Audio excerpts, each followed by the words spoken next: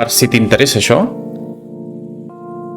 els teus pares t'han dit mai: dedica't al que tu vulguis, estudia tot el que tu vulguis, però has d'estudiar. A la vida fes el que tu vulguis, dedica't a la professió que tu vulguis. Fes el que creguis convenient. Bé, la conclusió que he arribat és que moltes vegades podria ser un error dedicar-te a qualsevol professió, a qualsevol sector, i és que hi ha una diferència entre com veus el món i com funciona el món. Llavors, l'exemple que més s'entén és el sector de l'hostaleria, que és dels més mal pagats.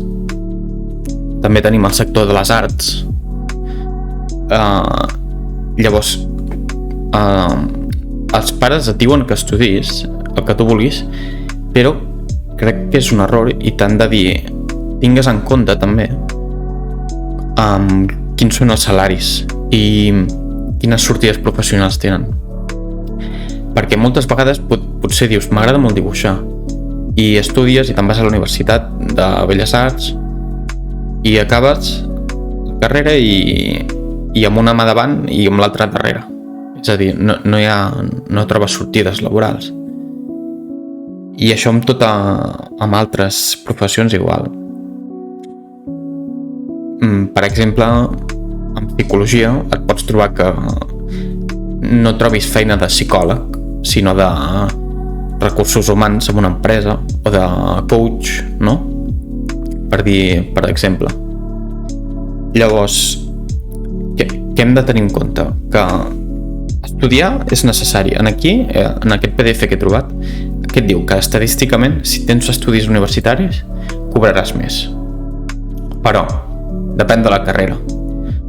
Et dic jo, claríssim, que un especialista en Belles Arts no cobrarà 40.000 euros. Està claríssim. Llavors depèn molt del sector, i hem de pensar quins són els motors de l'economia, què funciona, què és el que mou més diners. Per exemple, sector de l'automoció, sector de les energies, tema d'electricitat, energies renovables, informàtica, tema de la banca, tema de la medicina, la química. Llavors et pots trobar que diguis: a mi no m'interessa això, no m'interessa com funciona, però després te la fots i estàs visquent amb els pares i no pots marxar de casa perquè estàs atrapat i perquè has triat una professió que no té sortida i estàs atrapat i no saps què fer. Llavors el que s'ha de fer és fer un pensament i dir: vaig a dedicar-me a alguna que em permeti viure. I això fa molt de mal, però és una realitat que s'ha de tenir quan abans millor. I d'exemple, aquí són les seccions que més paguen algunes. La meva recomanació, que tot el que és ser camarer, oblida't, no val la pena. No val la pena. Mira, jo m'identifico amb una d'aquestes, perquè diu auxiliar. Jo havia sigut auxiliar de qualitat i cobres una merda. No cobres 19.000, cobres 15.000 i gràcies. Llavors, crec que has de mirar aquest document, això és del 2010, o altres, i has de tenir una visió global abans de dedicar el teu temps a estudiar uns temes que potser no et permetran viure, i això és terrible. Imagina que estàs 4 anys a la universitat i acabes i no trobes res, i acabes fent d'operari amb una empresa de merda. Llavors, crec que és un fallo que que te n'has de donar compte. Si mai tens fills, els has de dir, mira, abans de dedicar-te al que tu vulguis, tens que t'explico com funciona el món i què necessites per viure. Quin és el salari mitjà a Catalunya? Quin és el salari mínim per viure? Què pots fer? Quins són els passos a seguir per poder-te comprar una propietat? Això no s'ensenya suficient. Per exemple, a l'educació, en els instituts, no s'ensenyen res de gestió econòmica ni es dona suficient coaching sobre les professions laborals. I és un error, perquè moltíssima gent d'arreu del món, milers de milions, no saben què fer amb la seva vida i es conformen i vas tirant endavant. Agafes una feina i vas cobrant i bé, et conformes i ja està. Llavors lo important és que com menys et conformis, menys et prendran el pèl i millor viuràs. Com més toquis fusta, més et donaràs compte de quin és el teu valor i què vols aconseguir. Llavors és buscar l'equilibri entre guanyar diners i fer alguna que t'agrada, no? I a vegades, en molts pocs casos, pots trobar-te que siguin les dues coses, que facis alguna que t'agrada i cobres bé.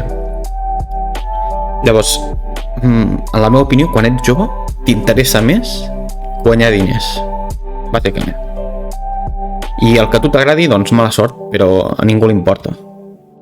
El que a tu t'agradi, a ningú li importa. I has de mirar el que li agrada en el tema de l'ocupació, en el tema de les ofertes de feina, que és el que es demana i que és el que es busca. I s'ha de mirar això. Vols cobrar molt bé? Dedica't a l'activitat financeres, director de banc, dedica't a la informàtica, dedica't a ser un enginyer elèctric dels tops i guanyaràs molt bé.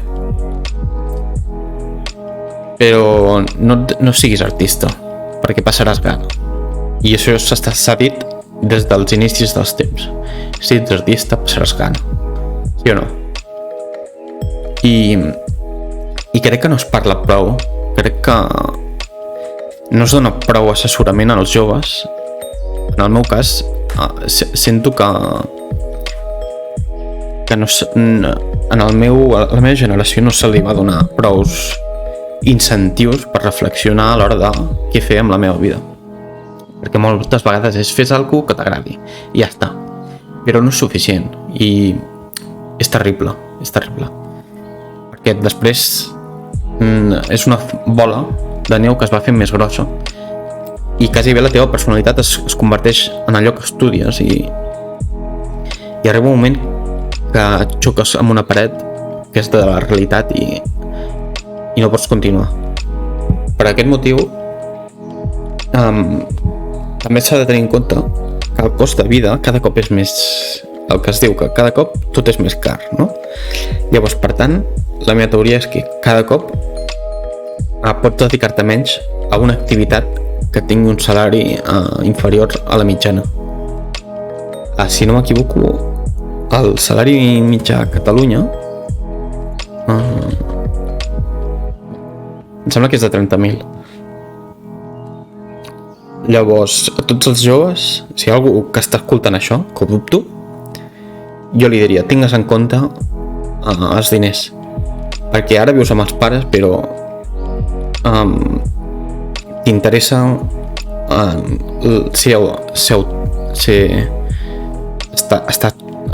no dependre de ningú, ser autosuficient. Això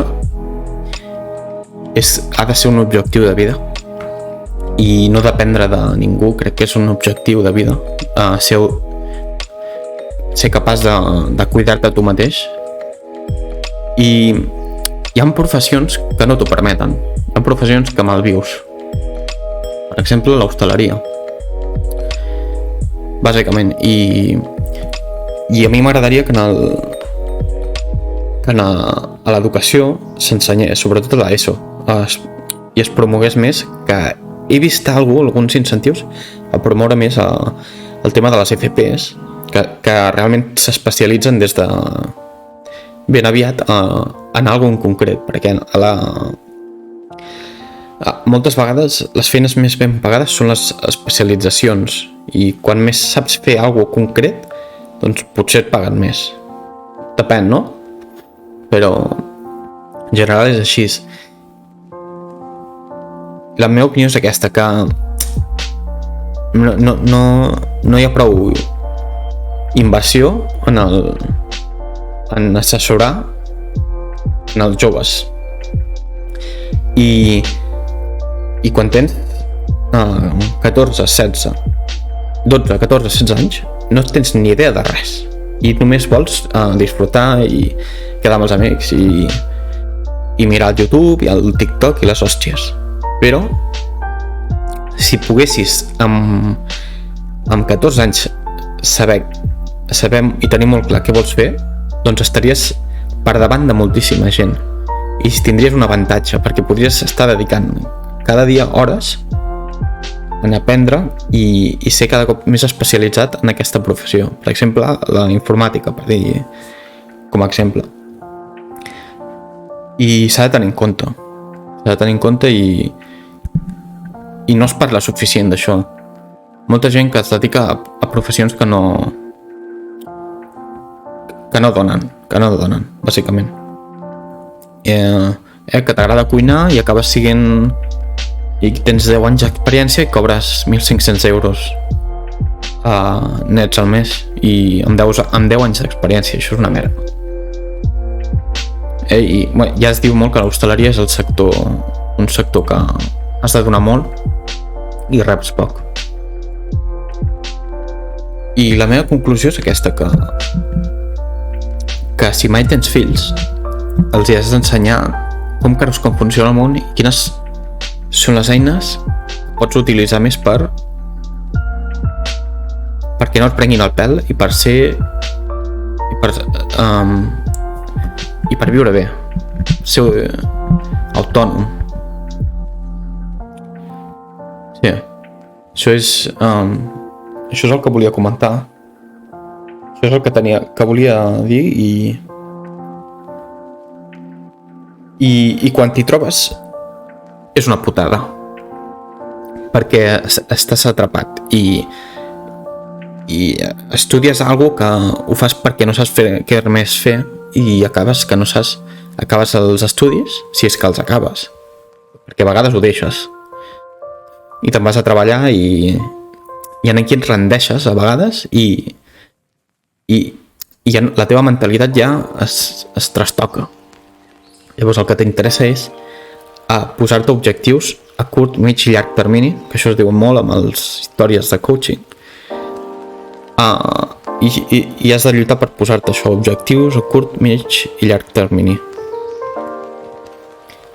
I això en l'institut no t'ho diuen. A l'institut això és un camp de batalla i a ningú li importes, en el sentit de que ets un número i no hi ha ensenyament personalitzat en aquest sentit. Si més no, quan ho vaig fer jo, l'ensenyament era global i tu mateix. Però sincerament estudiar el que tu vulguis no és suficient, perquè has d'estudiar el que tu vulguis tenint en compte com funciona el mercat i el lloc on estàs visquent, què és el que es demana. T'has de plantejar inclús si el lloc en el que estàs visquent s'ofereix allò que tu desitges, bàsicament.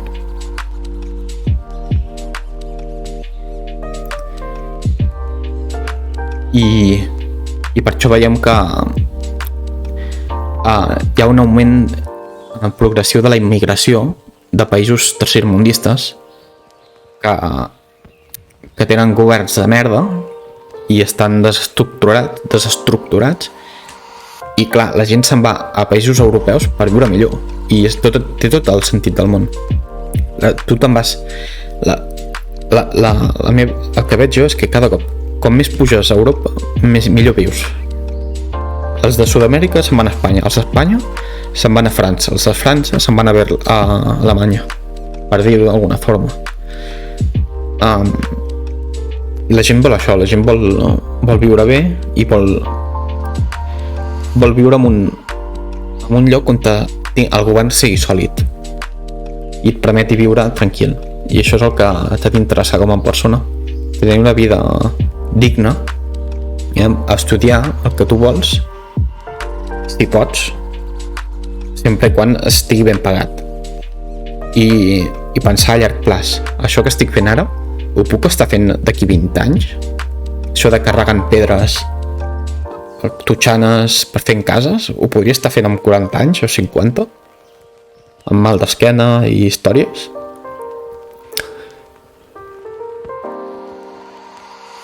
Llavors, aquí a Catalunya, què es veu molt? Sobretot en el sector sanitari. Que aquí tenim molt bons sanitaris i quan es treuen a la carrera no troben feina i diuen doncs adeu, i se'n van. Jo també ho faria, perquè te'n vas al salari de Catalunya, no té res a veure amb el salari de França, que també s'ha de dir que França té més impostos, no? Però un metge viu més bé a França que a Catalunya. Bé, si més no,